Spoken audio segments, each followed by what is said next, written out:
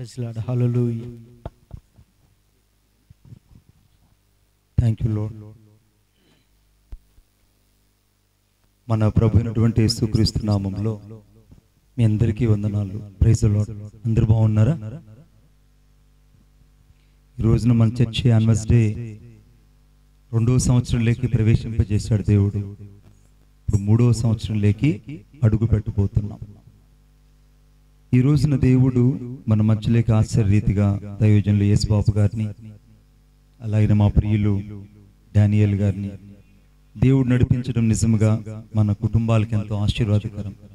ఎందుకంటే వారున్న ప్రాంతం చాలా వెనుకబడినటువంటి ప్రదేశంలో వారు జన్మించిన దేవుని కొరకు గొప్ప సాధనాలుగా వాడబడుతున్నారు. వారు నిజంగా నా పరిచర్యలో నాకంటే గనులుగా వారిని ఎంచుతూ నా 2 చేతులు జోడించి సేవకులకి నేను వందనాలు తెలియజేస్తున్నాను. ఎందుకంటే this people are called by the man of God. This people are not ordinary persons, they are ordained by the Lord. వీరు దేవుని వలన, దేవుని ద్వారా ఏర్పరచబడిన దైవ సేవకులు, దేవుని చేత అభిషేకించబడిన సేవకులు కనుక వారికి మరొకసారి నేను వందనాలు తెలియజేస్తున్నాను. జానన్న గారు కూడా ప్రత్యేకంగా వందనాలు. ఒకసారి ఆటోమేటిక్ సెట్ చేసి వదిలేసేమ్మా, వెనకున్న వాళ్ళకి కనపడదేమన్నా. సరే, ఈ రోజున వాక్యంలో చూద్దాం రండి. ఈ రోజున ఒక అద్భుతమైన ఒకే ఒక వాక్యం చదువుతాం. అందరం బైబిల్ తీయాలని కోరుకుంటున్నాం. మీరు బైబిల్ తీస్తేనే ఈరోజు మీకు అర్థమవుతుంది. అందరు బైబిల్ తీయాలని కోరుకుంటున్నాం. ప్లీజ్. ప్రకటన గ్రంథం 2వ అధ్యాయం 17వ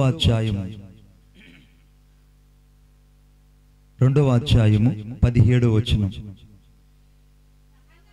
సంఘములతో ఆత్మ చెప్పుచున్న మాట చెవి గలవాడు వినుగాక.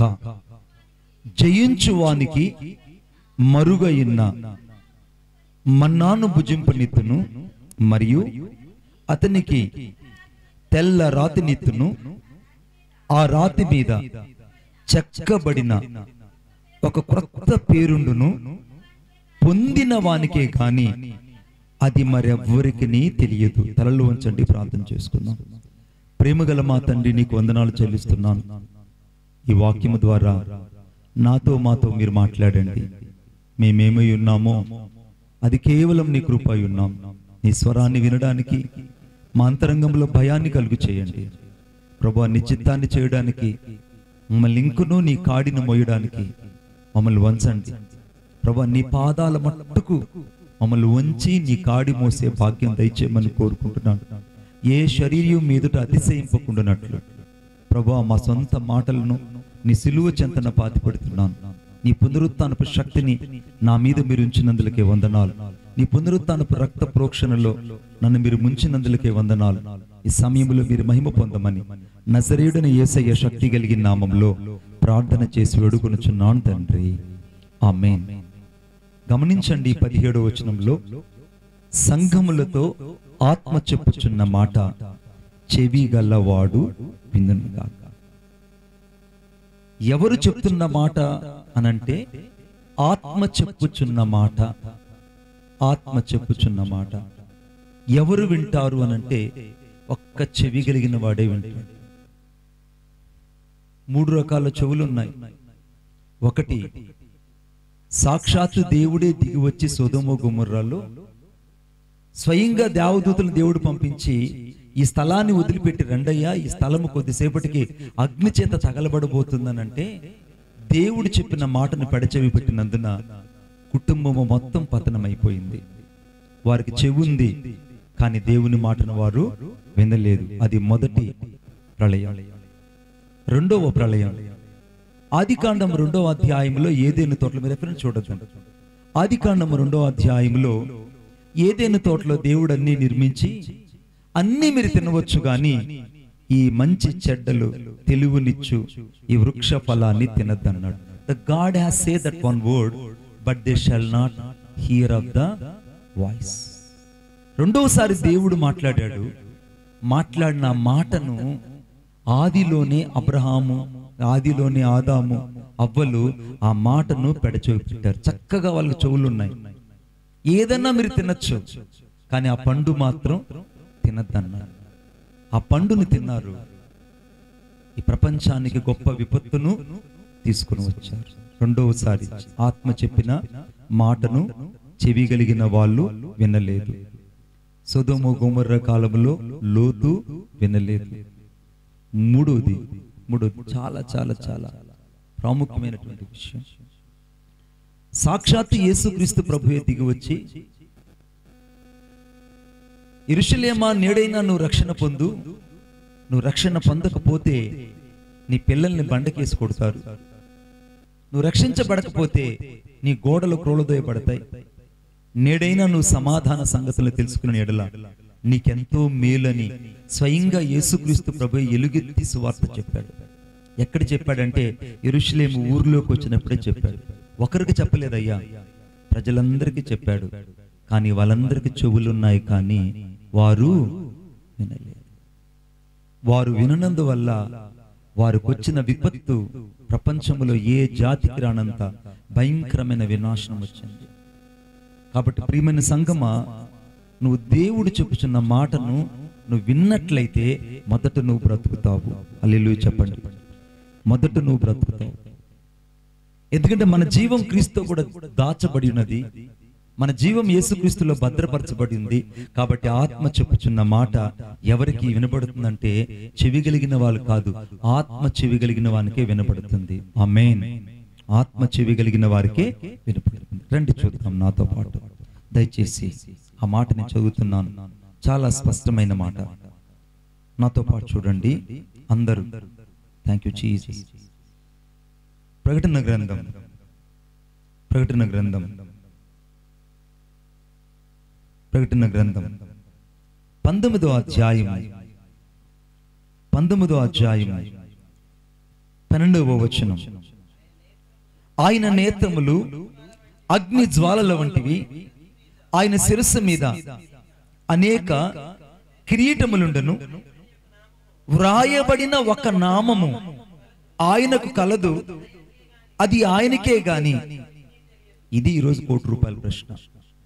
సంఘానికి ఆత్మ చెప్పుచున్న మాట చెవి కలిగిన వాడు వింటాడని వ్రాయబడింది. కానీ ఒక నామము ఆయనకు కలదు, ఆ నామము ఆయనకే గాని మరెవ్వరికి తెలియదు. ఇదొక మర్మం. అక్కడ సంఘం ఆయన వెంబడిస్తుంది, పరిశుద్ధులు వెంబడిస్తున్నారు. రక్తముతో ముంచబడినటువంటి వస్త్రాలు ధరించుకొని ఆ తెల్లని గుర్రం ఎక్కి యేసుక్రీస్తు ప్రభు వెళ్తుంటే సకల పరిశుద్ధులందరూ కూడా ఆయన వెంబడిస్తున్నారు. కానీ ఆయన నామము ఆయనకు గాక మరెవరికి తెలియదు. అంతేనా? అక్కడ ఏం రాయబడింది? ఆయనకు ఒక రాయబడినటువంటి ఒక నామము కలదు, అది ఆయనకే గాని మరెవ్వరికి తెలియదు. కానీ ఇంత ప్రేమ కలిగిన దేవుడు నీకు నాకు ఒక పేరు పెట్టాలనుకున్నాడు. ఆయన పేరు గురించి ఆయన చెప్పడానికి కాదు అక్కడ ఉన్నది. నీకు నాకు ఒక పేరు పెట్టి నిన్ను నన్ను ఆయన ప్రత్యేకపరిచి తన కొరకే నిన్ను నీ భూలోకములకు సాధనంగా ఉంచుకోవాలని దేవుడు మలచుకున్నాడు. చూడండి నాతో పాటు ఆ మాట ఒకసారి దయచేసి. ప్రకటన గ్రంథం 2వ అధ్యాయము 7వ వచనం. చెవి కలిగిన వాడు ఆత్మ సంగములతో చెప్పుచున్న మాట వినుగాక. వీడు కావాలి దేవునికి. ఇప్పుడు జయించువానికి దేవుని పరదేశంలో ఉన్న జీవ వృక్ష ఫలాలు భుజింపనిస్తాడు. సంఘానికి కావాల్సింది జయించబడిన వాడు కావాలి. శరీరం మీద జయించిన వాడు, పాపం మీద జయించిన వాడు, లోకాన్ని జయించిన వాడు, వీళ్ళందరూ యేసుక్రీస్తు రక్తం చేత కడగబడి సంఘానికి వస్తారు. కానీ జయించిన వాడు ఒకడు ఉంటాడు. వాడు ఎవడనంటే విశ్వాసాన్ని కడముట్టించుకున్నవాడు, సంఘంలో సాక్ష్యాన్ని కాపాడుకున్నవాడు, చివరి వరకు యేసుక్రీస్తు ప్రభువుని వెంబడించిన వాడు. ఏది ఏమైనా యేసుక్రీస్తు ప్రభువే నా అంతిమ గురి అని అనుకునేవాడు. వాడు మాత్రమే జయించిన వాని జాబితాలోకి వస్తాడు. ఆమేన్. ఇక్కడ గొప్ప వాళ్ళైనా ఖ్యాతి కలిగిన వాళ్ళైనా వాళ్ళు వీళ్ళు ఎవరు రారు. ఒకరోజు నేను ఒక ప్రాంతానికి వెళ్ళాను.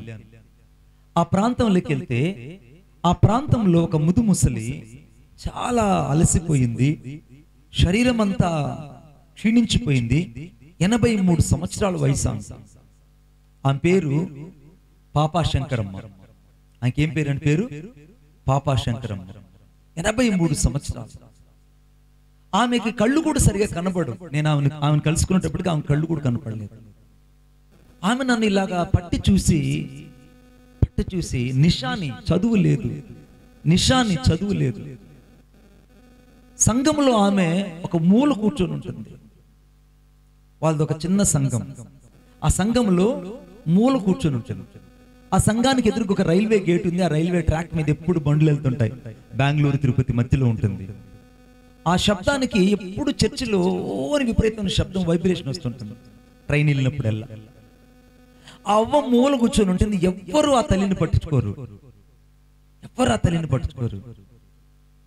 కానీ ఆ తల్లి మాత్రం అందరి కొరకు విజ్ఞాపన చేస్తుంటుంది. నేను ఆమెను చూద్దామని కడవరి దినాలలో ఉన్నారని తెలుసుకొని ఆమె దగ్గరికి నేను వెళ్ళాను. వెళ్తే నా చెయ్యిట పట్టుకొని నన్ను ఇలా తడిమి చూసి, నువ్వు మణిబాబు కాదు అని. అవునమ్మా, మణిబాబు. నాయనా, నీకు ఒక విషయం చెప్పాలి. నా గుడ్డ సంచిలో ఒక కాగితం ఉంది, బయట తీయండి. ఆ గుడ్డ సంచిలో నుంచి ఒక కాగితం బయట తీస్తే ఆ కాగితంలో సువార్త కరపత్రికలో అంత సంపుటి ఉంది. సువార్త కరపత్రిక సంపుటి. నా జీవిత కాలంలో నేను ఎన్నో పనిచేశాను సువార్త కరపత్రికలు, కానీ చివరిగా ఇవి మిగిలిపోయాయి. వీటిని పంచిరా అనింది. అప్పటికే నేను ఒక సేవకుడిని, అప్పటికే నేను ఒక మినిస్ట్రీ చేస్తున్నా. ఆమె నాకు ఏం పని చెప్పలేదు. ఆ కళ్ళు వినటువంటి ఆ ముదుమూసలు నాకు చెప్పిన పని ఏంటంటే, ఇంత కరపత్రికల పేపర్ నా చేతికి ఇచ్చి వీటిని పంచిరా, మళ్ళీ నేను నీతో మాట్లాడుతానని చెప్పింది. మనమైతే ఏం చేస్తాం? నువ్వైతే ఏం చేస్తావు? నువ్వేంది నాకు చెప్పేది? చచ్చే ముసలి దానివి, నువ్వేంది నువ్వు ఆజ్ఞ జారీ చేయడం అంటావు. కానీ ఆమె నా చేతికి ఇవ్వగానే నాకెందుకు ఒక తెలియని భయం వేసింది. ఆ కరపత్రికలు తీసుకొని టైం చూసుకుంటే ఎక్కువసేపటికి ప్యాసింజర్ ఒకటి వస్తుంది, కాట్పాడి ప్యాసింజర్. వేలూరు నుంచి తిరుపతికి కాట్పాడి ప్యాసింజర్ వస్తుంది. ఆ కాట్పాడి ప్యాసింజర్ కోసం నేను నేరుగా నడుచుకుంటూ వెళ్ళి ఆ రైల్వే స్టేషన్లో నిలబడి ఉన్నాను. కొద్దిసేపటికి ప్యాసింజర్ వచ్చింది. ఆ ప్యాసింజర్ దగ్గర నా దగ్గర నీ కరపత్రికలన్నీ ఆ ట్రైన్లో ఉన్న వాళ్ళకి ఆ కిటికీల దగ్గరికి వెళ్ళి పరిగెత్తుకుని దాదాపు ఒక 8 బోగీలు ఉన్నాయి ఆ ప్యాసింజర్కి. ఆ 8 బోగీలు ఉన్నటువంటి వారికి ఈ కరపత్రికలన్నీ ఇచ్చేసాను. ఇచ్చేసి వచ్చిన తర్వాత బాగా చెమటలు పట్టిపోయినాయి, అలిసిపోయాను. ఇక నాకేమాత్రం కూడా ఇక శక్తి లేదు. నేను అమాంతంగా వచ్చి కూర్చున్నాను స్టేషన్ దగ్గర. ఒక ఆమె నేరేడు పళ్ళు అమ్ముతుంది. ఈ కొనుక్కుంటే బాగుంటుంది కదా అని నేరేడు పళ్ళ దగ్గరికి పోతే, వందనాలు బాబు అని చెప్పింది. అమ్మ వందనాలు, మీరు క్రిస్టియన్స్ దేవుణ్ణి నమ్ముకున్నారంటే, నేను నమ్ముకున్నాను బాబు. నేను నమ్ముకోవడానికి కారణం ఎవరంటే, ఒక ముస్లామే ప్రతిరోజు సువార్త కరపత్రికలు ఇచ్చిపోతుంది. ఆమె ప్రతిరోజు సువార్త కరపత్రికలు ఇచ్చిపోతుంటే ఆమె దగ్గర ఎక్కువ నేను తీసుకునేదాన్ని. ఎందుకంటే ఎక్కువ పొట్లాలు గట్టి అమ్ముకోవచ్చని ఎక్కువ తీసి దాచిపెట్టుకున్నా. కానీ ఒక రోజు నా కరపత్రిక మిగిలిపోయింది. నేరేడు పళ్ళు అయిపోయాయి. ఖాళీ గంప పట్టుకున్నాను. ఆ కరపత్రిక అందులో అది అటు ఇటు గాలికి ఎగురుతుంది. నేను మా ఇంటికి తీసుకెళ్లి పెట్టాను. మా మనవడు ఆసక్తిగా దాన్ని తీసుకొని గట్టిగా చదువుతున్నాడు. నేను అమాంతంగా పెడి దగ్గర అంటే బాత్రూమ్ దగ్గర, ఆ పెడి దగ్గర నేను కూర్చొని కాళ్ళు కడుక్కొని ముఖం కడుక్కుంటున్నాను. అమాంతంగా ఒక విపరీతమైన దేవుని శక్తి వచ్చిందని తాకింది. ఉన్నట్టుకుంటే ఏసయ్యా ఏసయ్యా ఏసయ్య నేను అరిచేశాను. ఆ పాపాన్ని ఒప్పుకున్నాను. నేను రక్షకుడైనట్టు యేసుప్రభుని తెలుసుకున్నాను. ఆ దినా నుంచి మందిరాన్ని పోవడం కారణం ఏమిటంటే, ఆ ముది ముసలవ్వ నాకు కరపత్రిక ఇచ్చిందని చెప్పింది. హల్లెలూయా.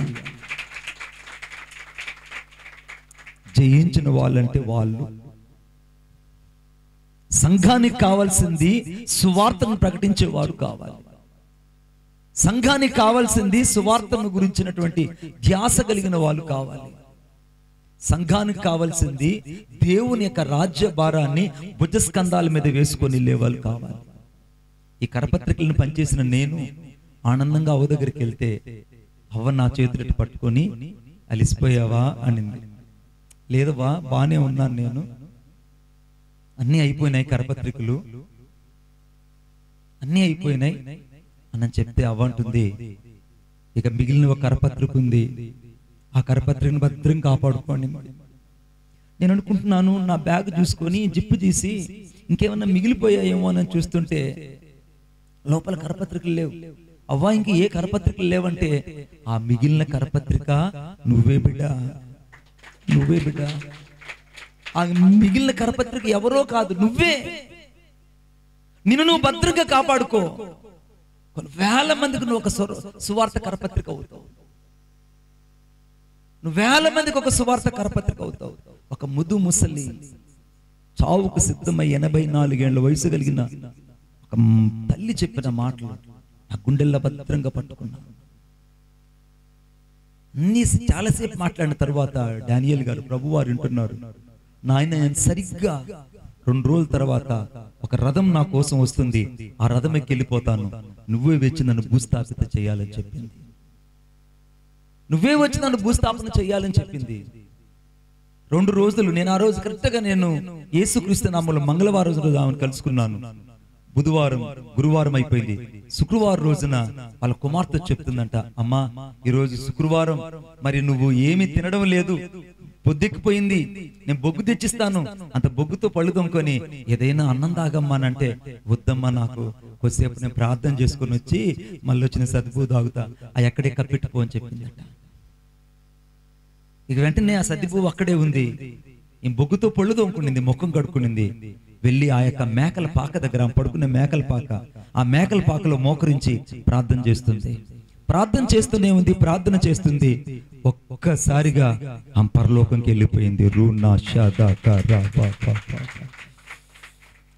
అమాంతంగా వట్లే ఒరిగిపోయింది. అయ్యగారు 12 గంటలకు వాళ్ళ కూతురు మేకలకి ఇంకా మండలేలేదని ఆ మేకలకు నీళ్లు పెడదామని కుమార్తె ఒక బిందె నీళ్లు తీసుకొని వచ్చి, అమ్మా లేయమ్మా లేయమ్మా, సద్దిపూ తాగుదు, 12 అయిపోయింది, జాముకెళ్ళే బండి కూడా వెళ్ళిపోయింది, తాగమ్మానంటే వాళ్ళ మెంతటి కదలలేదు. తీరా చూస్తే వాళ్ళమ్మ చనిపోయింది. నాకు ఫోన్ చేసి చెప్పినప్పుడు నాకు నిజంగా ఇప్పటికీ భయము, కాళ్ళు చేతులు వరుకుతాయి. ఆమె ఎవరో కాదు, మా అమ్మని కన్నటువంటి మా పెద్దమ్మ, అంటే పెద్ద నానమ్మ. దేవుడికి స్తోత్రం కలుగును కాక. ఆమెకి దేవుడిచ్చిన విశ్వాసం, దేవుడిచ్చిన పరిశుద్ధత, దేవుడిచ్చిన నీతి చూస్తే మేము సరిపోం. ఈరోజు నీ గురించి ఏం చెప్పాలి? నీ పిల్లలు జయించడం అంటే అదొక మాదిరి. సంఘానికి నీ నుండి కావాల్సింది దేవుని వాక్యం చెప్తుంది, పరదేశంలో ఉన్న జీవవృక్ష ఫలాలు ఎవరికి ఇస్తాడంటే జయించేవాడికి ఇస్తాడు. ఆ జయ జీవితం ఎక్కడ కనపడుతుందంటే మొదట నీకు సంఘంలో కనపడాలి, సేవకుని దగ్గర కనపడాలి, నీకు ఇవ్వబడిన సాక్ష్యంలో కనపడాలి, నీకు ఇవ్వబడిన బాధ్యతలో కనపడాలి. వీటిలో కనబడకపోతే నువ్వు జయ జీవితాన్ని చూడలేవు.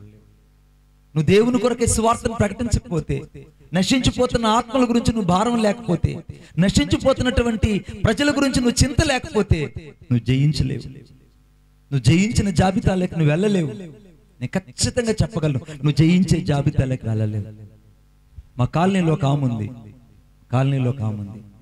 ఆమెకు ఒక 67 ఏళ్ళు ఉంటుంది. నాకెందుకో వీళ్ళే నాకు కనబడతారు, వాళ్ళే క్యాంపెయిన్. నాకు 63 ఏళ్ళ ముసలామే ఇండి కరపత్రికలు తీసుకొని నడి రోడ్లో నిలబడుతుంది. మార్నింగ్ పూట వచ్చిపోయే వాకింగ్ పోయే వాళ్ళందరికి ఇచ్చేస్తుంది, ఈవినింగ్ పూట వచ్చిపోయే వాకింగ్ వాళ్ళందరికి ఇచ్చేస్తుంది. ఆమెకు రోజుకి ఆమెకు టార్గెట్ ఎంతంటే 500 కరపత్రికలు ఆమె దేవుని కోసం పంచుతుంది. కొట్టండి చప్పట్లు గట్టిగా. ఆమె కూడా చదువు లేదండి, నిషాని. నీకన్నా చదువు వచ్చు, కాస్త 4 అక్షరాలన్నా వచ్చు, కానీ జయించే జాబితాలో నువ్వు ఉన్నావు లేదో ఆలోచించు. వాళ్ళకి చదువు లేదు, వాళ్ళు జయించే జాబితాలోకి వెళ్ళారు. వాళ్ళకి చదువు లేదు, జయించే జాబితాలు నిలబడ్డారు. చదువుదాం ఆ మాట ఒకసారి, చూడండి నాతో పాటు. జయించిన వానిని అనగా దేవుని పరదేశంలో ఉన్న జీవవృక్ష ఫలాలను నేను ఇస్తా. ఎవడీడంటే జయించేవాడు.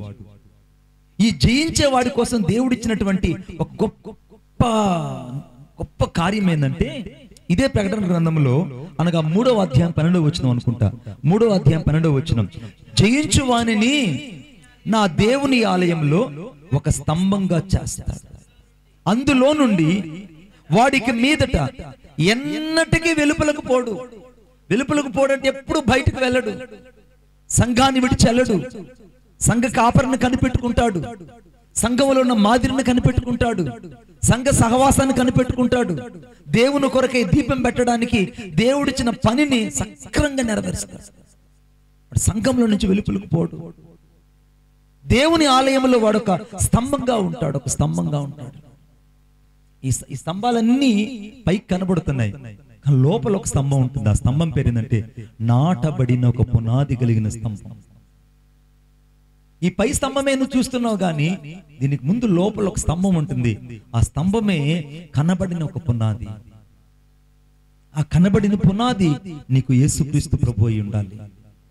ఆ కనబడిన పునాది ఎప్పుడైతే నీకు యేసుక్రీస్తు ప్రభువు అయి ఉంటాడో అప్పుడు నీ జీవితంలో జయ జీవితాన్ని చూడగలవు. దేవుని ఆలయంలో నువ్వు ఒక స్తంభంగా ఉండాలి అని అంటే, దేవుని ఆలయంలో నువ్వు ఒక జయించిన వ్యక్తిగా ఉండాలంటే, దేవుని ఆలయంలో నువ్వు జీవవృక్ష ఫలాలు భుజింపే వ్యక్తి ఉండాలంటే, మొదట నీ జీవితంలో కావాల్సింది దేవుని ఆలయంలో నా స్థానం ఏంటి ఆలోచించాలి. దేవుని ఆలయంలో నా స్థానం ఏంటి? దేవుని ఆలయంలో రకరకాల స్తంభాలు ఉంటాయి. ఒకటి ఆధార స్తంభం, ఇంకోటి సపోర్టెడ్ స్తంభం, ఇంకోటి పిల్లర్ స్తంభం, ఇంకోటి స్టాండర్డ్ స్తంభం, ఇంకోటి ఏమో వెలుపుటునే స్తంభం, ఇంకోటి ఏమో క్యాలెండర్ను పట్టుకునే స్తంభం. రకరకాల స్తంభాలన్నీ ఇక్కడ ఉన్నట్టే నీ జీవితంలో కూడా ఉంటాయి. కానీ నీకు ఇవ్వబడిన స్తంభం ఏంటి? దేవుని మందిరంలో పరిచర్యకి పిలువబడ్డావా? పరిచర్య చేయి. దేవుని కొరకు దశమ భాగం ఇవ్వడానికి దాతృత్వం కలిగి ఉన్నావా? ఖచ్చితంగా ఇవ్వు. సంఘంను అర్థం చేసుకుని సేవకుని వెంబడించాలనుకుంటున్నావా? ఖచ్చితంగా వెంబడించు. కానీ దేవుని మాటను ప్రజలకు చెప్పకుండా నువ్వు ఈ సంఘాన్ని నింపలేవు. నేను ఒక మాట చదివాను ఇంగ్లీష్లో, ఒక మాట నేను the church beat of the bells అంటారు. సంఘం అనేది the gospel, the evangelism is the church beat of the heart. సువార్త అనేది సంఘానికి ఒక జీవం లాంటిది. మన సంఘానికి ఏం కావాలంటే ఈరోజు సువార్త కావాలి. ఆ సువార్తను ఎవరు చెప్పగలరంటే నువ్వే చెప్పగలవు. లేదు ఇదంతా శ్యామ్ గారు చేస్తారండి, ఇదంతా జాన్ గారు చేస్తారండి, ఇదంతా మణిబాబన్న చేస్తారంటే మణిబాబన్న చేయలేడు, డానియల్ అన్న చేయలేడు. ఇది నా ఒక్కడి వల్ల అయ్యే పని కాదు. నువ్వు సంఘములో ఒక స్తంభము.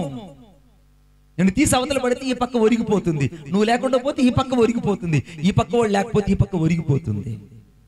నువ్వు నలుగురు నాలుగు పక్కన నిలబడితే కదా సంఘం నిలబడడానికి. సంఘం నిలబడాలంటే మొదట నీకు దేవుడిచ్చిన ఆధిక్యత ఏంటంటే సువార్త చేసే భాగ్యం దేవుడిచ్చాడు. ఈ సువార్త ద్వారా మాత్రమే నువ్వు సంఘాన్ని నింపగలవు. ఆమేన్. సువార్త ద్వారా మాత్రమే సంఘాన్ని నింపగలవు.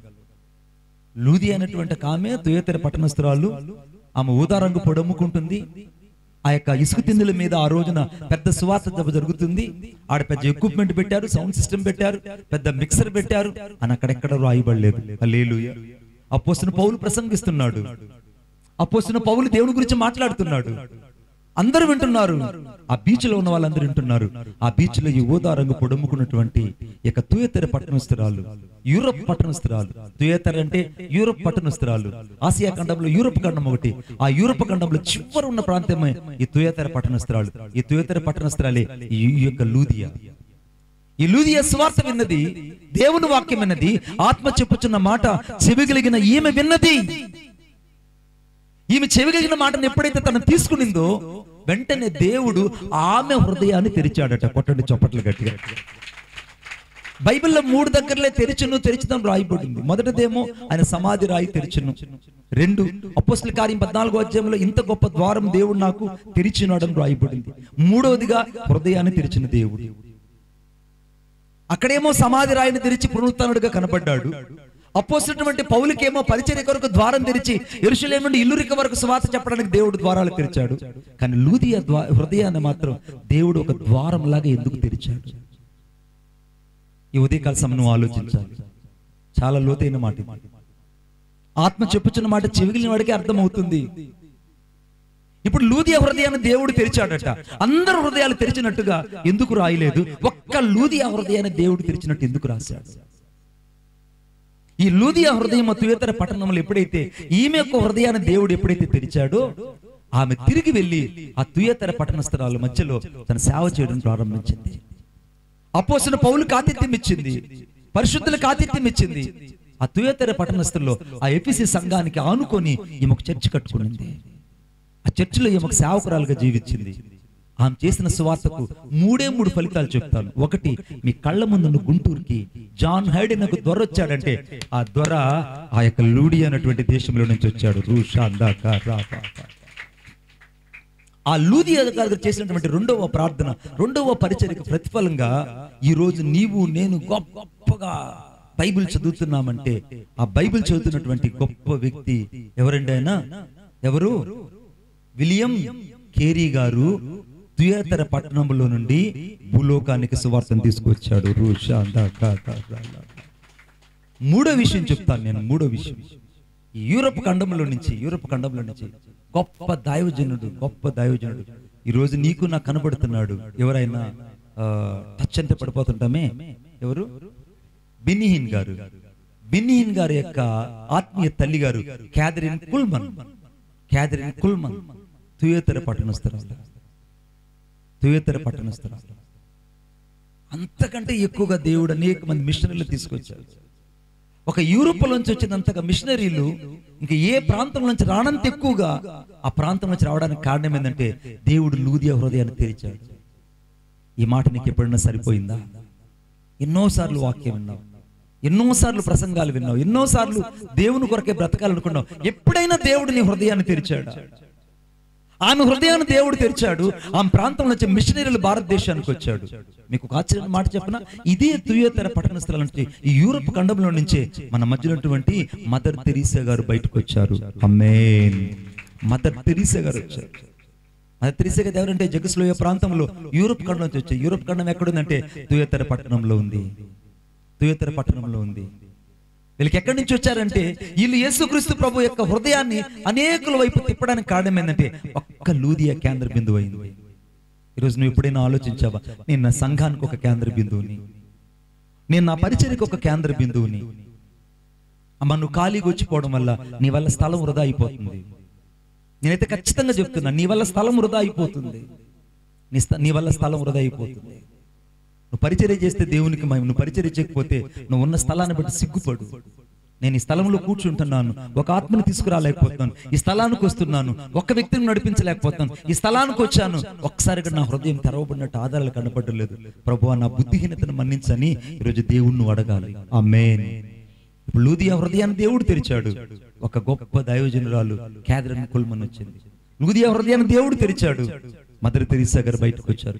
లూదియా హృదయాన్ని దేవుడు తెరిచారు. జాన్ విలియం కేరీ గారు వచ్చారు. లూదియా హృదయాన్ని దేవుడు తెరిచాడు. మన మధ్యలో జాన్ హైడ్ గారు వచ్చారు. లూదియా హృదయాన్ని దేవుడు తెరిచాడు. కొన్ని వేల మంది యూరప్ ఖండంలో నుంచి మిషనరీలు వచ్చారు. ఎప్పుడైనా దేవుడు నీ ప్రాంతంలో నీ హృదయాన్ని తెరవడానికి నువ్వు దేవునికి అనుమతించావా? నిన్నే ఈ ప్రశ్న దేవుడు నీతోనే వేస్తున్నాడు. నీ హృదయాన్ని తెరవడానికి ఎప్పుడైనా దేవునికి నువ్వు అనుమతించావా? నీ హృదయాన్ని తెరవకుండా పోతే, దేవునికి నువ్వు అనుమతి ఇవ్వకపోతే నీ జీవితంలో నువ్వు ఏమీ చేయలేవు. దేవుని కోసం నువ్వు ఏం చేయలేవు. అందుకే నన్ను వెంబడించేవాడు తను పరీక్షించుకొని తన సిలువును ఎత్తుకొని యేసుక్రీస్తు ప్రభువుని వెంబడించాలి. నీ సిలువును ఎత్తుకోకపోతే నీ పక్కన వాళ్ళు ఎవరు వచ్చి నీ సిలువు ఎత్తుకోరు. ఆమేన్. నీ కఠినంగా చెప్తున్నా, నీ సిలువును ఎత్తుకుని నడవకపోతే ఎవ్వరు నీ సిలువు నువ్వే మోయాలి. నీ మేకులు నువ్వే భరించాలి. నీ శిక్ష నువ్వే అనుభవించాలి. ఇది నీ సిలువ, ఇది నా సిలువ. నా సిలువ ఎంత భారమైందో నాకు మాత్రమే తెలుసు. నీ సిలువ ఎంత తేలికో నీకు మాత్రమే తెలుసు. తేలిక ఎవరికంటే ఆత్మల పట్ల భారం ఉండదు, పరిచర్య పట్ల భారం ఉండదు, దశం భాగం ఇవ్వాలన్న ఆలోచన ఉండదు, సంఘానికి సహకరించాలని ఆలోచన ఉండదు. వాడు ఎందుకు బతికాడో వాడికి తెలియదు, ఎందుకు చస్తున్నాడు కూడా వాడికి తెలియదు. వాడు జయించేవాడి జాబితాలోనే ఉండడు. వాడు హృదయం లూదియా హృదయం తెరవబడినట్టు తెరవబడు. వాడు కేవలం ఈ లోకం కొరకు పుట్టి లోకంలో చచ్చిన వ్యక్తి కంటే ఘోరంగా ఉంటాడు. యేసుక్రీస్తు ప్రభువుని సిలువ వేసేటప్పుడు అందరూ తీసుకొచ్చి మేకులు వేసి కొట్టారట. కానీ విశ్వాస అయిన నిన్ను నన్ను మన బంధువులే వచ్చి మేకులతో కొడుతుంటారు. మళ్ళా చెప్తున్నాను, నీ బంధువులే వచ్చి నిన్ను మేకులతో కొడుతుంటారు.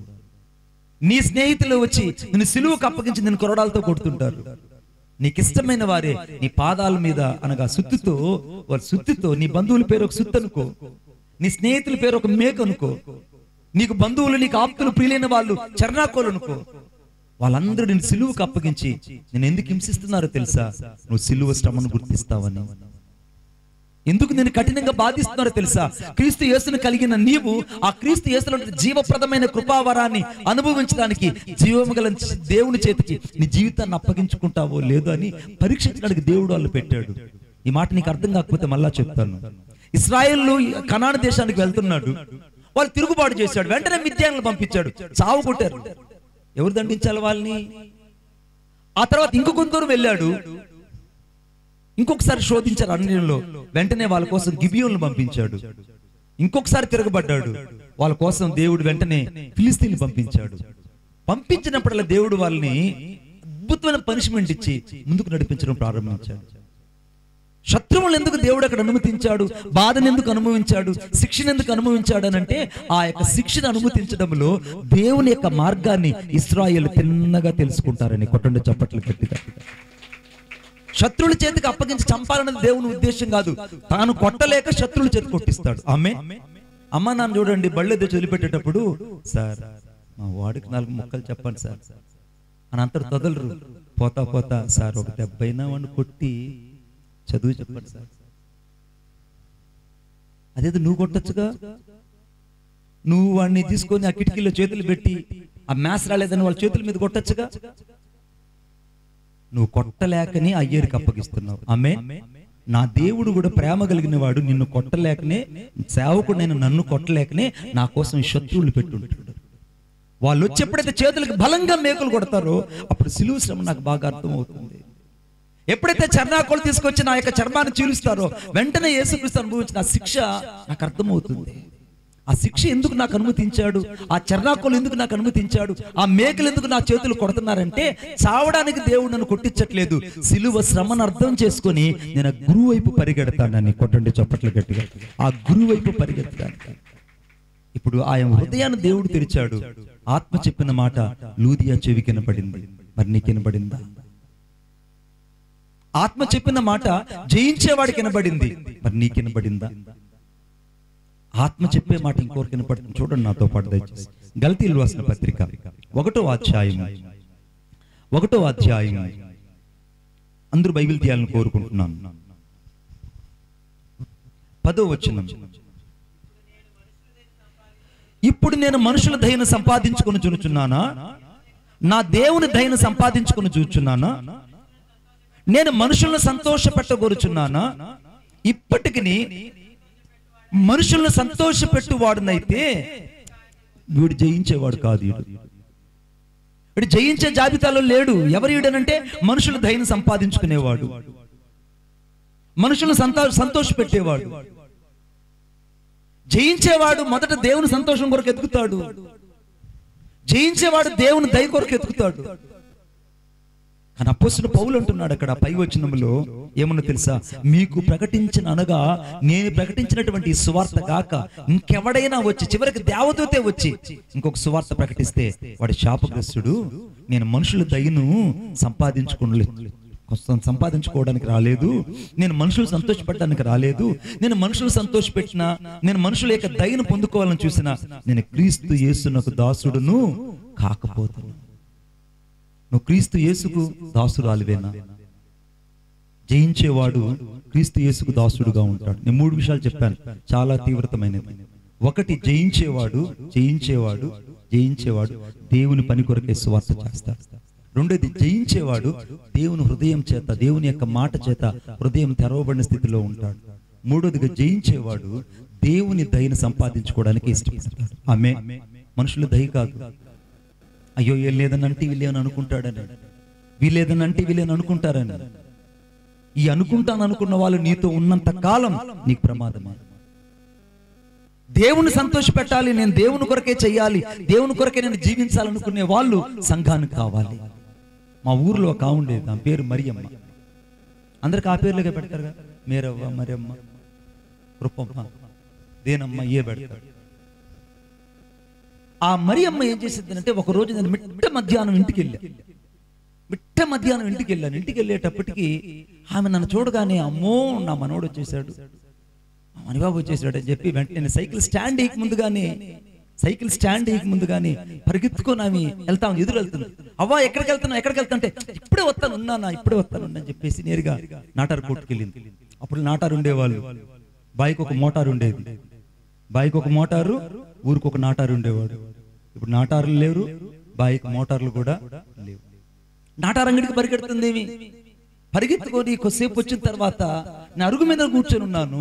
వెంటనే ఆ యొక్క తడికిలి ఇల్లుని, ఆ తడికిలి లోపలికి తీసి వెంటనే వెళ్ళి ఆ చెమ్ము తీసుకొని వచ్చి ఆ చెమ్ములో కుండ నీళ్లు పోసి రోట్లోకి వెళ్ళి దబదబని ఉప్పు అటు ఇటు దంచుకొని ఉక్కులు తొక్కులుగా ఆ ఉప్పు తీసుకొచ్చి ఆ చెమ్ము నీళ్ళల్లో వేసి ఆ నాటరాగ తీసుకొచ్చి నా చక్కెరను ₹2 చక్కెర తీసుకొచ్చి ఆ నీళ్ళల్లో వేసి అలా కలబెట్టి నా చేతికి ఇచ్చి, తాగునాయనా, గ్లూకోజ్ తేలేనంత పేదన్నాయినా, నేను ఈ గ్లూకోజ్ ఇలేను కొడుక, ఈ చక్కెర నీళ్ళు ఈ ఉప్పు కలుపుకొచ్చాను, ఈ 2 తాగు, స్వాతికి వెళ్ళొచ్చావు, తాగు అని చెప్పి ఆ మేరవ ఇచ్చినటువంటి ఆ యొక్క గ్లూకోజ్ వాటర్ ఆనందంగా తాగి ఆడు కూర్చున్నా. మేరవ నీకేం కావాలి చెప్పు అని చెప్పనంటే, నాకేం లేదు నాయన, నేను చనిపోయిన తర్వాత నువ్వు వచ్చి నన్ను భూస్థాపన చేస్తే చాలేనండి.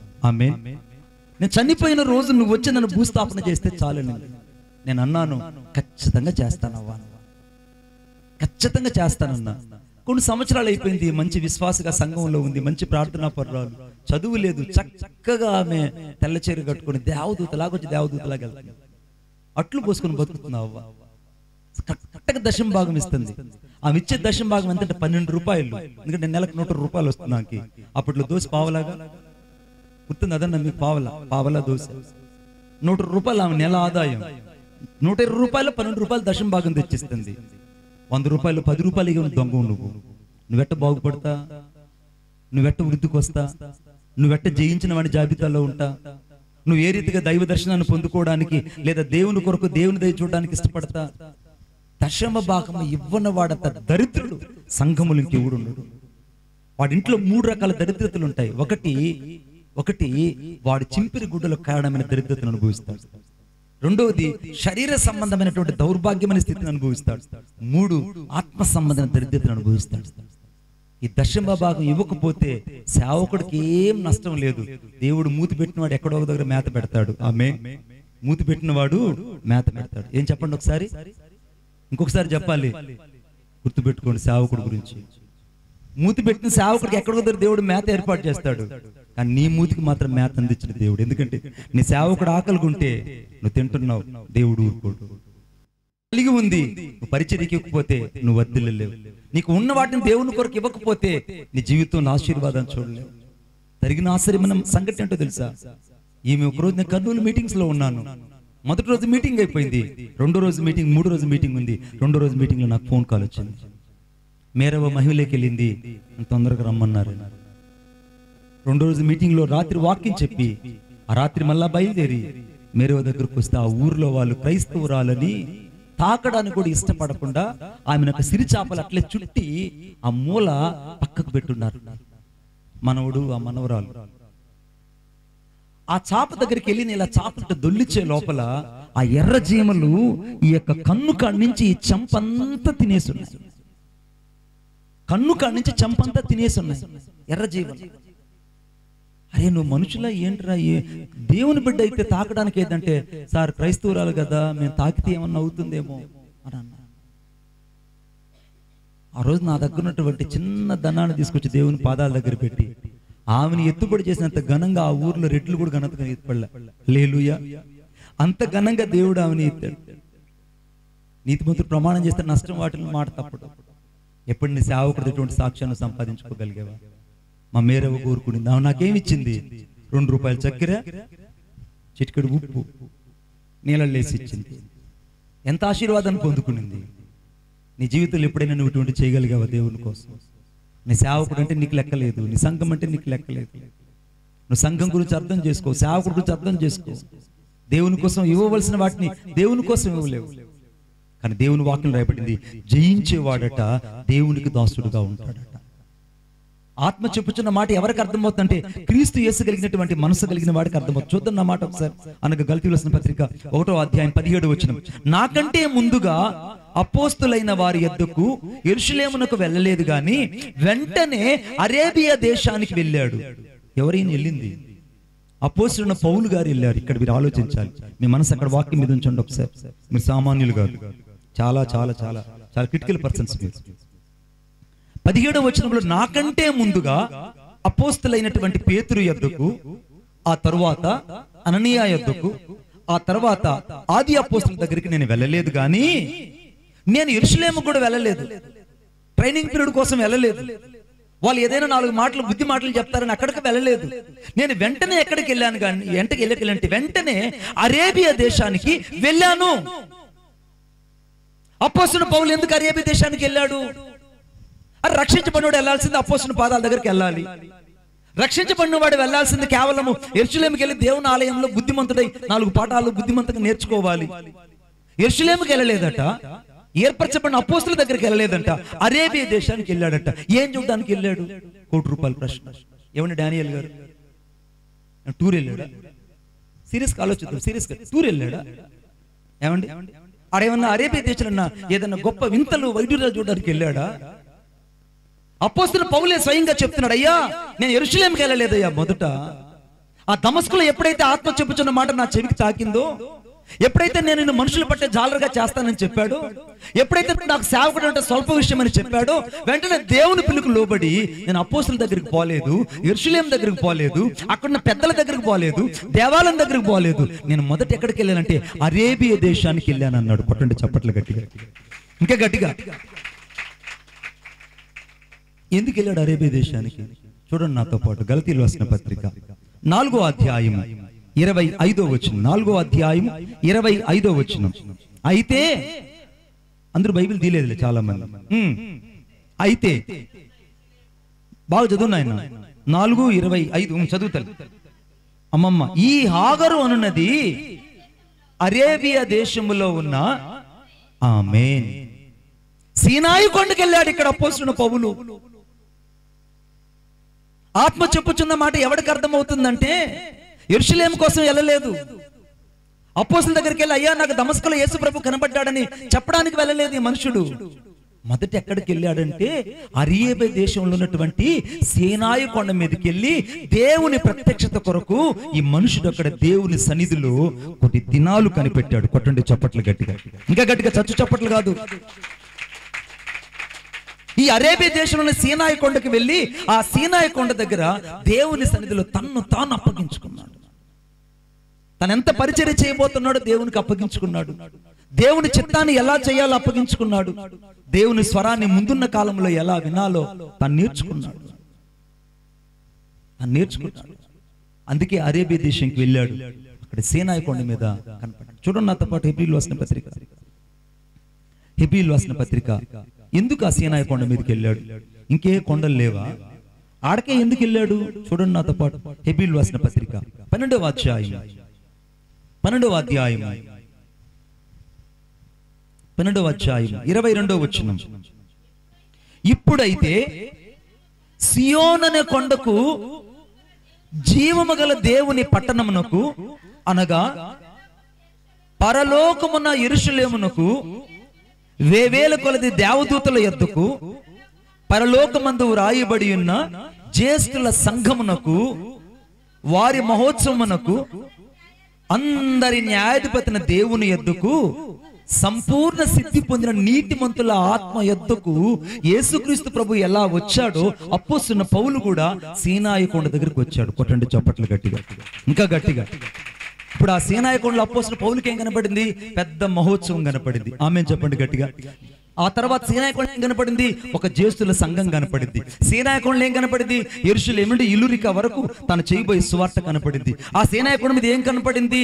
యేసు అపోస్తలుడైన పౌలుకి ఎంతటి భయంకరమైన శిక్ష యూదుల ద్వారా, స్వజనుల ద్వారా, లోపట వారి ద్వారా, బయట ద్వారా వస్తుందో తనకు అర్థమైంది. కపట సహోదరుల ద్వారా ఎంత శిక్ష అనుభవించుతున్నాడో తన అర్థమైంది. చివరకు రోమాలో తన తల ఎరికైతే శిరచ్ఛేదన చేయబడుతుందో అది కూడా తనకు కనపడింది. నీ కనబడిందా నీ ఆరంభం నీ అంతం? జయించేవాడు ఆరంభం అంతం తెలుసుకుంటాడు. కొట్టండి చప్పట్లు గట్టిగా. జయించేవాడు ఆరంభము అంతం తెలుసుకుంటాడు. He knows that everything what my destination, what the till of the my end. ఇప్పటి వరకు నా జీవితం ప్రారంభం ఏంటో జయించిన వానికి తెలుసు. ఇప్పుడు తర్వాత నా జీవితాన్ని ముగింపు ఏంటో కూడా జయించిన వానికి తెలుసు. నీకు తెలుసా? మరలా అడుగుతున్నాడు పరిశుద్ధాత్మ దేవుడు, నీ నిజంగా నీ యొక్క ముగింపు నీకు తెలుసా? ఎవరు చూశారు మణిబాబు గారు? చచ్చితే చూద్దాంలే. కానీ ఇక్కడ సేవకులైన మాకు మా ముగింపు ఏంటో తెలుసు. ఆమేన్. ఇక్కడున్న మా ముగింపు ఎలా ఉంటుందో తెలుసు. మా ముగింపు మహిమకరంగా ఉంటుంది. ఇప్పుడు అందరూ మీరు ఈ చిన్న మందిరాన్ని చూస్తున్నారు. నేను ఆత్మలో ఒక పెద్ద మందిరాన్ని చూశాను. ఆ మందిరం ఎలా ఉంటుందంటే దాదాపు ఇటు పక్కన 6 పిల్లర్స్, ఇటు పక్కన 6 పిల్లర్స్ ఉంటాయి. అర్థమైందా? 6 పిల్లర్స్ ఉంటాయి. ఇటు పక్కన 6, ఇటు పక్కన 6. మొత్తం ఆ మందిరంలో దాదాపు 12 ఫ్యాన్లు చూస్తారు. నిశ్చయంగా చూస్తారు. మీరైతే మీరు ఇట్ల పరిస్థితి ఈ రేకులు చూస్తున్నారు. నేనైతే ఆత్మలో గొప్ప మందిరాన్ని చూశాను. నేను ఆరంభంలోనే చెప్పాను, ఇక్కడ ఈ మందిరం కాదు, ఇది కేవలం దేవుడు ఛాయారూపంగా ఉంచిన చిన్న మందిరం. నేను మందిరంలో పరిచయం చేసేటప్పుడు జానాన్ గారు వచ్చారు. మా గన్నవరంలో ఉన్న మందిరం కంటే మా మందిరం చాలా చిన్నది. మోహన్ గారు, గన్నవరంలో ఉన్న మన మందిరం కంటే కళాశాలలో ఉన్న మందిరము చాలా చిన్నది, రేకుల మందిరం. విచిత్రం ఏంటంటే మా మినిస్ట్రీలో మొదటి స్లాబ్ మందిరం ఎవరంటే గన్నవరంలో ఉన్న మందిరం. రెండవ మందిరం ఏంటంటే చిలకూరుపేటలో పాల్సారథి గారి మందిరం. మూడవ మందిరం ఎవరిదంటే కిరణ్ గారి మందిరం. అప్పటికి నాకు రేకుల మందిరమే. ఈ మందిరాలన్నీ ప్రతిష్ఠ చేసుకొని వస్తుంటే నాతో పరిశుద్ధాత్మ దేవుడు చెప్పేవాడు, భయపడుకో, ఒకరోజు దేవుడిని తలెత్తబోతున్నారు. ఈ రోజు నీ ఆరంభం చాలా చిన్నదిగా ఉండొచ్చు, కానీ నీ పరిచర్య చాలా చిన్నదే ఉండొచ్చు. ఒకవేళ నీ పరిస్థితి చాలా సరిహద్దులు కుచించుకుపోయి ఉండొచ్చు, కానీ నా దేవుడు ఈ రోజు నీ సరిహద్దుల్లో విశాలతను తీసుకురాబోతున్నాడు. ఆమేన్. ఇది ప్రవచనాత్మకమైన మాట. ఇది పరిశుద్ధాత్మ దేవుడు నీతో చెప్తున్న మాట. ఈ పరిచర్యని దేవుడు విశాలపరచడానికి ఈ రోజు నేను తీసుకొచ్చాడు. ఆత్మ చెప్పుచున్న మాట చెవిగలిగిన వాడికే వినపడుతుంది. అది కూడా ఆత్మ చెవిగలిగిన వాడికే వినపడుతుంది. శరీర చెవిగలిగిన వాడికి అర్థం కాదు ఈ మాటలు. ఆత్మ చెవిగలిగిన వాడికి అర్థమవుతుంది. నేను ఇప్పుడు అరేబియా దేశానికి వెళ్ళాలి, అక్కడ సీనాయి కొండ ఉంది, సీనాయి కొండలో నా కొరకు మహోత్సవం ఉంది, ఆ సీనాయి కొండ మీద జ్యేష్ఠుల సంఘం ఉంది, ఆ సీనాయి కొండ మీద నాకు సంపూర్ణ సిద్ధి కలిగిన నీతి ఉంది. దీని కొరకు వెళ్ళాడు అపోస్తలుడు పౌలు. ఇప్పుడు చదువుదామా గలతీయులకు రాసిన పత్రిక 1వ అధ్యాయం 17వ వచనం. 10 మధ్య భాగంలో, నేను వెంటనే అరేబియా దేశములకు వెళ్ళాను, పిమ్మట దమస్కు పట్టణానికి ఎందుకు వచ్చాడు? మళ్ళా ఏ ఊర్లో అయితే తనకు సాక్ష్యం కనపడిందో ఆ ఊర్లో ఆ సాక్ష్యాన్ని కట్టడానికి వచ్చాడు. ఎక్కడ నీ సాక్ష్యం చెడిపోయిందో అక్కడ నువ్వు సాక్షిగా నిలబడాలి. Amen. Where is are you fell down, then you will be stand on the structure and right. ఎక్కడ నీ సాక్ష్యం పడ్డాదో అక్కడ నీ సాక్ష్యాన్ని మొదట కట్టుకోవాలి. ఆమేన్. ఇప్పుడు అపోస్తలుడు పౌలుకి ఎక్కడ సాక్ష్యం కనపడిందంటే దమస్కులో కనపడింది. అరేబియా నుంచి నేరుగా ఇంటికి పోలా, అరేబియా నుంచి నేరుగా బంధువుల దగ్గరికి పోలా, అరేబియా నుంచి సీనాయి కొండ నుంచి నేరుగా తన స్నేహితుల దగ్గరికి వెళ్ళలేదు. నేరుగా ఎక్కడికి వెళ్ళాడంటే, ఎక్కడికి వెళ్ళాడు? దమస్కులోకి వెళ్ళాడు. ఏ పట్టణంలో అయితే తనకు సువార్త చెప్పారు, ఏ పట్టణంలోకైతే ఆ రోజు రాజటీవిగా వెళ్ళాడు, ఆ పట్టణానికి ఇప్పుడు రహస్యంగా వెళ్లాల్సి వచ్చింది. ఆమేన్. ఆ రోజు దమస్కులోకి వెళ్ళేటప్పుడు 8వ అధ్యాయంలో రాజటీవిగా సమ్మెట్లు అన్ని ఆయనకు మోపించి తీసుకెళ్లారు. తాకిదుల కోసం వెళ్తున్నాడు ఈ మనిషి. రెండోసారి ఆ ఊరికి వెళ్ళేటప్పుడు, దేవుని కోసం వెళ్ళేటప్పుడు రహస్యంగా వెళ్ళాడు. ఆ రోజు బహిరంగంగా తాకీదుల కోసం వెళ్ళినటువంటి వ్యక్తి ఈ రోజు సువార్తను ప్రకటిస్తుంటే చచ్చాడని లాక్కొనిచ్చి వీధవతల పడేశారు. ఆమేన్.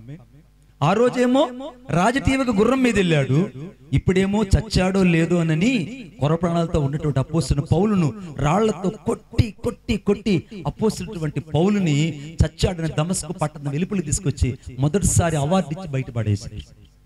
ఆ దేవుని రివార్డ్ ఎలా ఉంటుందంటే, ఆరంభంలో శారీరకంగా వెళ్ళేటప్పుడు రాజరికంగా వెళ్ళాడు, ఆత్మలో వెళ్ళేటప్పుడు అంతరంగంలో గాయాలతో తిరిగి వచ్చాడు. జయించిన వానికి గాయాలే ఉంటాయి, జయించిన వానికి తివాచీలు పరవరు, జయించిన వానికి రాజ తివాచీలు ఉండవు, జయించిన వానికి సోఫాలు, దర్జాలు, కుందాలు, హోదాలు కనబడు, జయించిన వానికి అన్ని ఫెసిలిటీస్ కనపడు, జయించిన వాని చుట్టూ హోదాలు, మంది మార్బలాలు కనపడు. జయించిన వానితో పరిశుద్ధాత్మ దేవుని యొక్క వలయము నిలబడి ఉంటుంది. వీడు జయించిన వాడు. ఈ జయించిన వాడు మనుషులకు అర్థం కాడు, దేవునికి మాత్రమే అర్థం అవుతాడు. ఆమేన్. ఇప్పుడు ఏమనుకుంటారు అందరూ తన స్నేహితులు, అదేంటా ఈ అపోస్తలుడు పౌలు, నువ్వు అప్పుడు సౌలుగా ఉన్నప్పుడు ఆ ఊరికి వెళ్ళావు, రాజటీవితో వెళ్ళావు, ఇప్పుడు యేసుని గురించి ప్రకటించడానికి వెళ్ళినప్పుడు ఆ ఊరు వాళ్ళకి ఇచ్చిన ఆధిక్యత ఏంటంటే రాళ్లతో కొట్టి ఊరి ఎలుకలకు తరిమారు. అప్పుడేమో వీధి మధ్యలో నిలబడ్డావు, ఇప్పుడు ఆఖరికి వీధి చివర్లో పులిమేరలో తరిమేయబడ్డారు. ఆ రోజేమో రాజగుమ్మంలో ప్రవేశించావు, ఇప్పుడేమో వాళ్ళు తాళ్ళు గట్టి కిందకి దించారు, దొడ్డు గుమ్మం వెళ్ళమన్నారు. ఎక్కడుందంటే దేవుని కోసం బతికిన వాళ్ళకి ఆధిక్యత.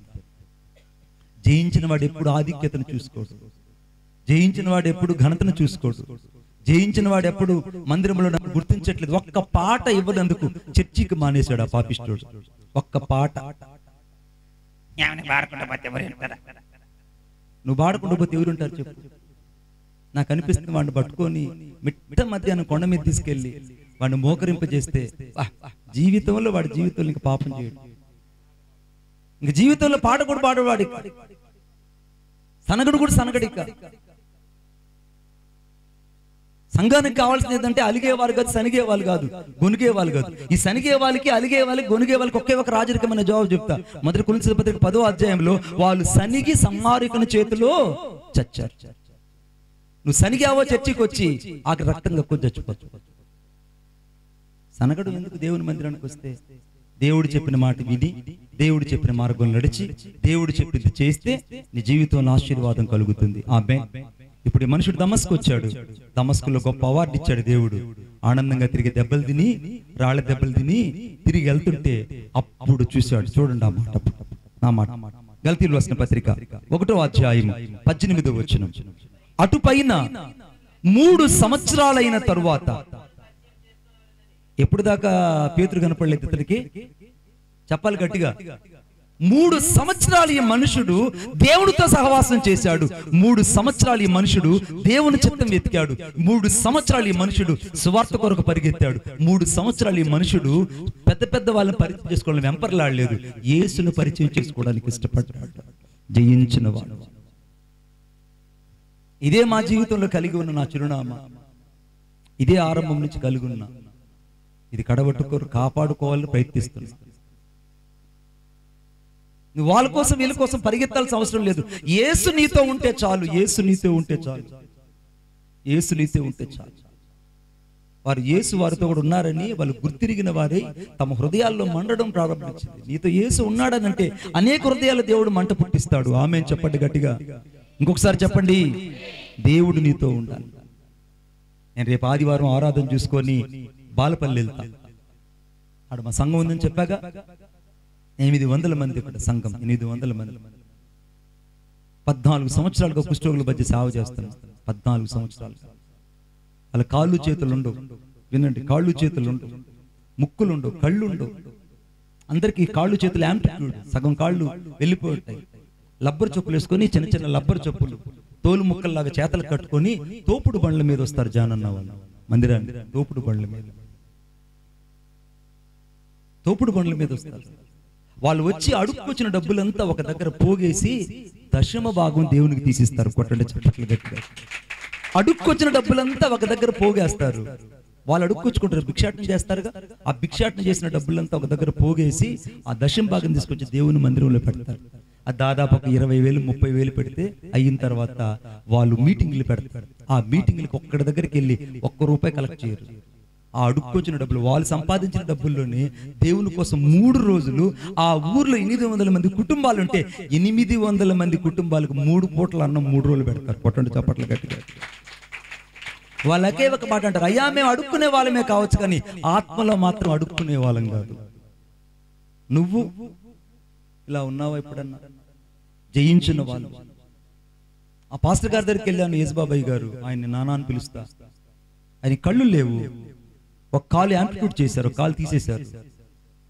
ఈ చేతులంతా పచ్చి పుండ్లు, చీము జల జల జల జల కారుతుంటుంది. ఎప్పుడు చూసినా చీము కారుతుంటుంది.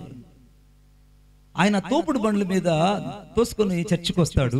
పాస్టర్ అమ్మ గారు తోసుకొని వస్తాను. ఆయన పేరు పద్మమ్మ, ఆయన పేరు ప్రభుకిరణ్ గారు, ప్రభుదాస్ గారు, ప్రభుకిరణ్ గారు, క్షమించండి, ప్రభుకిరణ్ గారు. మా నాన్నగారిని బతుకున్నంత కాలం ఆయన అద్భుతంగా నేను చూసుకున్నా, అద్భుతంగా పరిచయం చేశాను. మీలాగా కాదు, దొంగ పరిచయం నేను చేయలే, కొంచెం చేసి పరిగెత్తలా. ఆయన నిద్రపోయేదాకా ఆయన కాళ్ళు నొక్కుతాను నేను. ఇలాగ అసహించుకోవాలా, గంట సేపు చేసి చచ్చాడు ఎప్పుడు తిరుగుతూ ఉంటాడు, ఎప్పుడు స్వార్థ చేస్తూ ఉంటాడు, మనకైతే అనుకోలే. ఆ మహానుభావుడికి అంత పరిచయం చేశాను నేను. ఆయన చివరి సమయంలో ఉన్నాడు, కళ్ళు కనపడలేదు. ఇక్కడ చర్చికి వెళ్ళలేని పరిస్థితి, తోపుడు బండి మీద తీసుకుని పోతున్నారు. లాస్ట్ కూటాలవి. ఆ కూటాలలో ఆయన చివరి రోజున అందరూ ఆరాధన చేస్తున్నారు. నేను ఆరాధన చేస్తున్నాను అని వెంటనే ఆ మైక్ తీసుకొని, ఆ మైక్ ఇట్లా చేతులు పెట్టుకొని, చేతులు లేవుగా, ఆ మైక్ ఇటు పెట్టుకొని నేను ఇప్పుడు దేవదూతను చూస్తున్నాను. ఆ దేవదూత ఇక్కడ దిగింది. ఆ దేవదూత అందరిని తాకడం నేను చూస్తున్నాను అన్నాడు. నా కళ్ళు తిరిగి చూస్తే నా కళ్ళకి దేవదూత కనపడలా. నా కళ్ళకి దేవదూత కనపడలేదు, ఆయనకి దేవదూత కనపడుతుంది. ఆయనకి దేవదూత కనపడుతుంది. ఆయనకి దేవదూత కనపడుతుంది. మందిరం అంతా అయిపోయింది, ఆరాధన అంతా అయిపోయింది. కూటాలు అయిపోయిన తర్వాత ఇంటికి వచ్చి ఆ ఉదయాన్నే పద్మమ్మ గారు, పాస్టరమ్మ గారు వచ్చి, అయ్యా మనకు ఆ 6 మేకలు 2 బర్రెలు మనకు లోన్ వచ్చాయి, మనకు దేవుడు గొప్ప మేలు చేశాడయ్యా, ఇక జీవితాంతం బతికిపోవచ్చు, హల్లెలూయా అని ఈదులో. నేను బాగా వింటున్నా. మంచం మీద కూర్చోను, సపోర్ట్ చెట్టు కింద మంచం వేసుకొని కూర్చోను. 6 మేకలు 2 బర్రెలు వచ్చాయి, ఇక ఆనందంగా బతికిపోవచ్చానండి. ఆయన వెమ్మట్టే కళ్ళు లేవు. ఆయన మణిబాబు రాయ్యా, 2వ రాజుల గ్రంథం 6వ అధ్యాయం ఒకటి చదువు అయ్యా. ద్రాక్ష చెట్లు, ఉలివ చెట్లు సంపాదించుకోవడానికి ఇది సమయమా అని ఆ గేహజీతో చెప్పాడే, ఆ మాట ఒకసారి మీ అమ్మకు చెప్పురా అయ్యా. ఏమన్నాడండి? ఆ మాట ఒకసారి మీ అమ్మకి చెప్పరా అయ్యా. అమ్మ నాని మాట అంటున్నాడు అని అంటే, అయ్యా మీ నాన్న ఎప్పుడు అట్టే అంటాడు తిక్కలుడు, ఇవన్నీ ఉంటే కదా అయ్యా బతకడానికి అని అంటే, ఆయన ఒకే ఒక మాట అన్నాడు, అవి నువ్వు లోన్ తీసుకొని ఇంటికి వస్తే నేను ఇంట్లోంచి వెళ్ళిపోతా. దేవుడు నన్ను పోషిస్తున్నాడు, దేవుడు నన్ను పోషిస్తున్నాడు, దేవుడు నన్ను పిలుపుకు పిలిచాడు. దేవుని పిలుపు నేను అర్థం చేసుకున్నాను. అందుకే నేను 120 అడుగులు చర్చి కట్టాను. నేను 40 అడుగులు వెడల్పు కలిగిన చర్చి, 800 మంది విశ్వాసులను దేవుని కొరకు సంపాదించాడు దైవజనుడు. కాళ్ళు చేతులు లేవు. ఆ వెంటనే భయపడిపోయి ఏం చేయమంటావంటే, ఆ లోన్ ఎవరికైనా ఇచ్చేయి, హల్లెలూయా. మళ్ళీ మనకు లాగెళ్ళి, అక్క 2 రోజులు నువ్వు పెట్టుకోక లోనా, ఆ తర్వాత ఆయన తెలియకుండా నేను సాక్కుంటానని చెప్పాను. ఆమేన్. నువ్వైతే ఏం చేసి ఉంటావు? ముసలుడు కోపం తగ్గానే మళ్ళా తెచ్చుకుంటా, లేక నువ్వే పెట్టుకో, మళ్ళా వచ్చి నేను లోన్ తీసుకొని వస్తా అని అంటాను. కానీ అలా చేయలేదు. ఆ ఇల్లాలు చేసిన పని ఏంటంటే, నా యజమానుడు చెప్పాడు, నా సేవకుడు చెప్పాడు, నేను చెయ్యి. అంతా అయిపోయింది. శుక్రవారం రోజు నేను పరిచర్య చేస్తున్నాను. ఆయన నా తల మీద చేయబెట్టి ఒక మాట చెప్పాడు. మణిబాబు హెస్కేలు గ్రంథం 2వ అధ్యాయం 1 వచ్చింది. అలాగే నీ హెస్కేలు గ్రంథం 14వ అధ్యాయం 14 వచ్చింది. హెస్కేలు గ్రంథం 1వ అధ్యాయం 3 వచ్చింది. హెస్కేలు గ్రంథం 21, 23 ఇవి చదువుకోరా జీవితాంతం. అవి లేచి చూస్తే నేను నరపుత్రుడు లేచి చక్కగా నిలబడము, నేను నీతో మాట్లాడదని రాయబడింది. నీ జీవితకాలను చక్కగా నిలబడు చాలన్నాడు. ఆమేన్. జయించేవాడు చెప్పే మాట. ఎప్పుడైనా దేవుని సంఘంలో జయించే వాళ్ళు చెప్పే మాట ఎప్పుడైనా వినగలిగావా? ఆ దైవజనుడు శుక్రవారం చెప్పిన మాట ఏంటంటే, నాతో ఆదివారం రోజున నేను మహిమలోకి వెళ్ళబోతున్నాను, నువ్వు వచ్చి నన్ను భూస్థాపన చేయాలన్నాడు. నాకు ఇదే పని కమిట్మెంట్ చేస్తుంటారు చాలా మంది. వాళ్ళకి ఇదే కమిట్మెంట్. నేను వెంటనే బాధపడుతున్నాను. ఆయన అంటున్నాడు, అయ్యా నాకు ఏదైనా తాగాలని అంటే వెంటనే ఆ రాగి జావను, ఆ రాగి పిండిని ఆ వేడి నీళ్ళల్లో వేసి వెంటనే కలిపి ఆ స్పూన్తో, ప్లాస్టిక్ స్పూన్తో మెల్లగా పాస్టర్ గారి నోట్లో జారడిస్తున్నాను. ఆయన ఆనందంగా తాగుతూ ఉంటున్నాడు. ఇదే అయ్యా నీకు నాకు చివరి బంధం, నువ్వు ఆదివారం వెళ్తున్నాను, అమ్మని జాగ్రత్తగా చూసుకున్నా. నేను ఆదివారం రోజున ఉదయకాల సమయంలో నేను ప్రాతకాలన్న బైబిల్ చదువుకుంటున్నాను. బలిపీఠ దగ్గర కుడివైపున కూర్చొని ల్యాండ్ ఫోన్ మోగుతుంది. ల్యాండ్ ఫోన్ తీసుకొని మాట్లాడితే పాస్టర్ గారు మహిమలోకి వెళ్ళారు అని పాస్టర్ గారు ఏడుస్తున్నారు. నాకు ఇప్పటికీ మిగిలిపోయిన ప్రశ్న, ఎవరు చెప్పారు ఆయనకి సరిగ్గా ఆదివారం మహిమలోకి వెళ్తాను? ఎవరు చెప్పారు ఆ ముదుముషలకి నేను ఖచ్చితంగా నేను 2వ రోజు మహిమలోకి వెళ్తానని? నువ్వు చెప్పగలవా? అయ్యా పలానా రోజు నేను మహిమలోకి వెళ్తాను, పలానా రోజు నేను వెళ్ళిపోతున్నా పరలోకానికి, పలానా రోజు నేను పలానా గడియల్లో నేను పరలోకానికి వెళ్తాను, నేను కలుసుకోబోతున్నాను ప్రభువుని నిజంగా నువ్వు చెప్పగలవా? నువ్వు అలా చెప్పలేదు అంటే ఇంకా జయించేవని జాబితాలో లేవని అర్థం. ఇంకా అలా చెప్పడానికి నీ భక్తి జీవితం సరిపోలేదంటే ఇంకా నీ జీవితంలో ఎక్కడో భక్తి జీవితం లోపించావని అర్థం. 3 సంవత్సరాలు అపోస్తలుడు పేతురుని కలుసుకోవడానికి మనిషికి తీరిక దొరకలేదంటే ఆ మనిషికి ఉన్న ఒకే ఒక తీరిక లేని సమయం ఏంటంటే సకల జనులకు సువార్త ప్రకటించడం. పొట్టండి చప్పట్లు గట్టిగా. ఈ జయించేవాడు సువార్త ప్రకటించాడు. 3 సంవత్సరాల తర్వాత పరిచయం చేసుకుందామని కేఫా దగ్గరకు వచ్చి షేక్ హ్యాండ్ ఇచ్చి, అయ్యా నేను దమస్కు మార్గంలో యేసు ప్రభువును కనుగొన్నాను, నా పేరు సౌలుగా ఉంటే పౌలుగా మార్చబడింది, అననీయ పాస్టర్ గారు పేరు పెట్టారు, నువ్వు పేతురు గారంట, యేసు ప్రభు తన ప్రధాన శిష్యుడంట, నేను చూద్దానికి వచ్చాను, నేను 3 ఏళ్లు బట్టి నేను కలుసుకోవడానికి, ఏమనుకోవద్దని చెప్పాడు. ఆమేన్. చెప్పండి గట్టిగా, ఇంకొకసారి చెప్పండి. చిత్రమైన మాట ఏంటో తెలుసా? 19వ వచనం చదవండి. అతన్ని తప్ప అనగా అతనితో అనగా అపోస్తలుడు పేతురుతో కూడా 15 దినములు ఉంటుంది. ఇద్దరు కలిసి ఎన్ని రోజులు ఉండారు అక్కడ? ఎన్ని రోజులు ఉన్నారు? 15 రోజులు ఇద్దరు కలిసి దేవునితో సహవాసం చేసి, ఆ తరువాత 19వ వచనం, అతన్ని తప్ప అంటే అపోస్తలుల్లో మిగిలిన 11 మందిని నేను ఎవరిని చూడలేదు గాని ప్రభువు యొక్క సహోదరుడైన యాకోబును మాత్రమే నేను చూచాను. ఆమేన్. ఎందుకంటే పేతురు, యాకోబు, యోహాను ముగ్గురు కలిసి ప్రార్థనకు అలవాటు ఉంది. ఆ సమయంలో వీళ్ళిద్దరిని చూశాడు. చెప్పండి గట్టిగా హల్లెలూయా చెప్పండి. జయించిన వాళ్ళు సహవాసంలో ఉంటారు, జయించిన వాడు సంఘంలో ఉంటాడు, జయించిన వాడు సువార్త చేస్తాడు, జయించిన వాడు సువార్త కొరకు దేవుని హృదయాన్ని తెరుస్తాడు. నువ్వెవరయ్యా సంఘంలో? నువ్వు ఆలోచించాలి. దేవుడు నీకు కొత్త పేరు పెట్టబోతున్నాడు. ఆ కొత్త పేరు పొందిన వానికి కానీ మరెవరికి తెలియదు. కొత్త పేరు నీకు దేవునికి పెట్టాలనుకుంటాడు. ఎవరికి పెడతాడు ఆ కొత్త పేరు అంటే? ఇప్పుడున్న పేరు కాదు, నాకు ఒక కొత్త పేరు పరలోకంలో ఉంది. ఆమేన్. నీకు ఒక కొత్త పేరు ఉంది, నీకు తెలుసా? నీ ఆధార్ కార్డులో ఒక పేరు, నీకు చర్చిలో ఒక పేరు. అందుకే నన్ను అడిగారు బాప్తిజం ఇచ్చినప్పుడు, నీకు ఏ పేరు కావాలంటే నాకున్న పేరే పెట్టండి పాస్టర్ గారు, నాకు ఇంకే పేరు వద్దన్నా.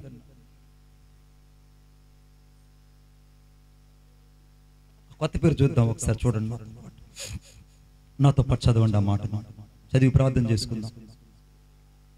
ప్రకటన గ్రంథం 2వ అధ్యాయం 17వ వచనం మధ్య భాగంలో, మరియు జయించువానికి మరుగైన మన్నాను భుజింపనిత్తును, మరియు అతనికి తెల్ల రాతినిత్తును, ఆ రాతి మీద చెక్కబడిన ఒక క్రొత్త పేరుండును, అది జయ జీవితం పొందిన వానికే గాని మరెవ్వరికి తెలియదు. కొట్టండి చప్పట్లు గట్టిగా. జయ జీవితం పొందిన సేవకుడికే గాని, జయ జీవితం పొందినటువంటి విశ్వాసకే గాని, ఆత్మ చెప్పుచున్న మాట ఆత్మ స్వరం కలిగినటువంటి వ్యక్తికి తప్ప గాని మరెవ్వరికి ఆ పేరు తెలియదు. నీ పేరుంటే నీకు పరలోకంలో తెలియాలంటే నువ్వు మొదట జయ జీవితంలోకి వెళ్ళాలి. ఈ జయ జీవితం లేకుండా నువ్వు ఏమీ చేయలేవు దేవుని కోసం. ఈ జయ జీవితం లేకుండా దేవుని కోసం నువ్వు ఏమీ చేయలేవు. నేను మరలా చెప్తున్నాను, నీ ఓడిపోయిన జీవితాన్ని దేవునికి ఇవ్వు. ఈరోజు నీ సంఘంలో సాక్ష్యం లేదా? ఈరోజు నీ సంఘంలో నీ సాక్ష్యాన్ని కట్టుకో. ఇప్పుడు దాకా సేవకుడిని, అమ్మో ఈయన మా మామే, ఈయన మా బావే, షాంగారు మా బావే, షాంగారు మా మామే, మా చిన్నాన్న కొడుకే, మా పెద్దనాన్న కొడుకే అన్ను అంటుంటే జాగ్రత్త. అందుకే దేవుడు స్వయంగా నోవాహుని ఓడలోకి పెట్టి దేవుడే స్వయంగా ఆ ఓడ తలుపులు మూసేశాడు. ఆమేన్. ఒకవేళ ఓడ తలుపులు దేవుడు ముయ్యకుండా పోయి ఉంటే ఆ చుట్టుపక్కల వచ్చి, నోవాహు మామయ్యో, నోవాహు బావో, తలుపు తీయే, నేను మీ మేనత్త కూతుర్ని, తలుపు తీ.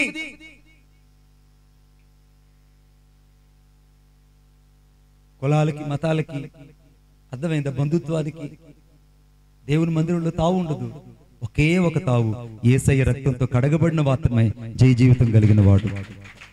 ఆ జయ జీవితం కోసం నువ్వు వెళ్ళాలంటే నువ్వు చేయాల్సిందల్లా ఒక్కటే, ప్రభు ఆ క్రొత్త పేరు నాకు ఇయ్యయ్యా. ఇప్పుడు యేసు ప్రభుని వెంబడిస్తున్న వాళ్ళకి ఆ క్రొత్త పేరు ఆయన మీద ఉంది. అది ఆయనకు గాని మరెవరికి తెలియదు. ఆయనకి ఏ రీతిగా అయితే ఆయనకు గాని మరెవరికి తెలియకుండా రహస్యంగా అక్కడ 14వ అధ్యాయంలో ఉంచబడిందో, ఈ జయించేవాడికి కూడా దేవుడు కొత్త పేరు పెడతాడు. ఇది వాడికి గాక మరెవరికి తెలియదు. ఆమేన్ చెప్పండి గట్టిగా. ఆ జయించిన వాడికి ఇచ్చే ఆధిక్యత అంత గొప్పది. జయించిన వాడు దేవుని ఆలయంలో స్తంభంకుంటాడు. జయించిన వాడికి దేవుడు జీవవృక్ష ఫలాలు ఇస్తాడు. జయించే వాడికి దేవుడు క్రొత్త రాతిని ఇస్తాడు. జయించే వాడికి మరుగైన మన్నాని భుజింపనిస్తాడు. ఈ జయ జీవితం నీకు కావాలో, లేకుంటే నువ్వు మామూలుగా వచ్చి మామూలుగా వెళ్ళిపోవాలనుకుంటున్నావు, నీ చేతిలోనే ఉంది. నీ చేతిలోనే ఉంది. నాకు బాగా గుర్తున్న సంఘటన, మీటింగ్ అంతా అయిపోయింది. ఇద్దరు కుష్ఠరోగి నా దగ్గర తీసుకొచ్చి, అయ్యా మా ఆవిడ నేను ఇద్దరం భిక్షాటనకి వెళ్ళాము, లారీ వచ్చి మా ఆవిడని గుద్దేసింది, మా ఆవిడ చచ్చిపోయింది, నాకు 2 మగపిల్లలు, వీళ్ళిద్దరి కోసం ప్రార్థన చేయండి మణిబాబు గారు.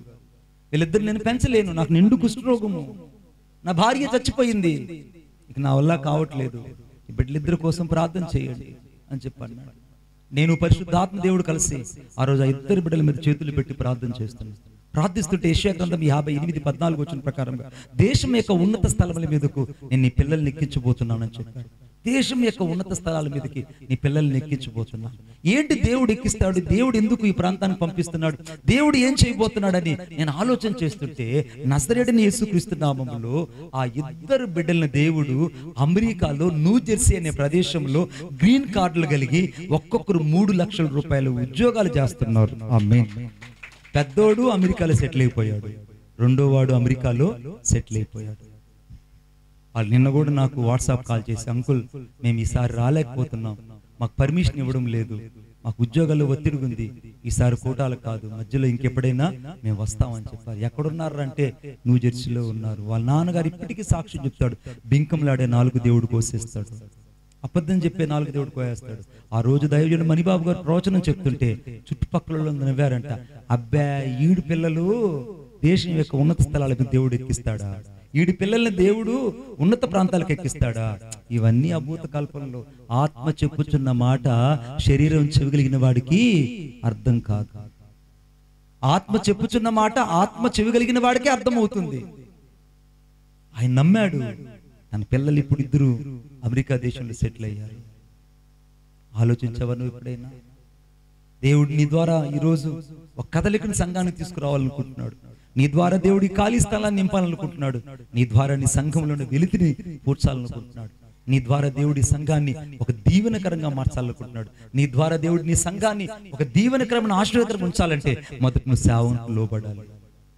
ఎవరైతే సేవకులకు లోబడతారో వారు బహుగా దీవించబడతారు. ఆమేన్. ఎవరైతే సేవకునికి లోబడరో వాడంత గాయపరచబడి వాడంత గాయాలు పొందేవాడిని నేను ఎప్పుడు చూడను. వాడి పేరు 108 అని పేరు పెడతాను. ఎందుకంటే వాడికి ఎప్పుడు దెబ్బలు పడగలుగుతాయి, 108 పోతుంటాడు. ఎందుకు పోతాడు అంటే సేవకుడు మాట వినడు. సేవకుడు మాట వినడు. తలలో వంచని ప్రార్థన చేసుకుందాం.